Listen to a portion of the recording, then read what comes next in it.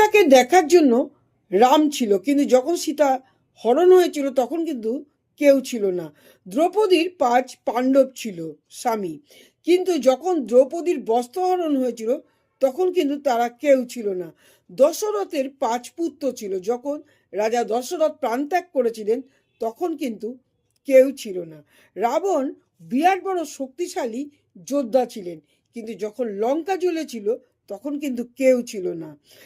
লক্ষ্মণও কিন্তু বিরাট বড় যোদ্ধা ছিলেন, যখন শক্তিবান লেগেছিল তখন কেউ ছিল না।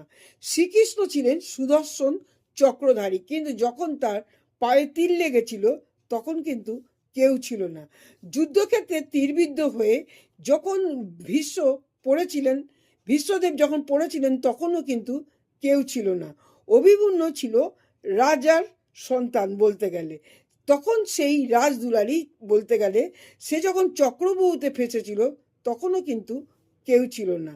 তাই সত্য এটাই বন্ধু, আপনাদের বলছি, এই দুনিয়াতে আপনার কিছুই নয়, এই দুনিয়াতে কর্মই শুধু আপনার জন্য।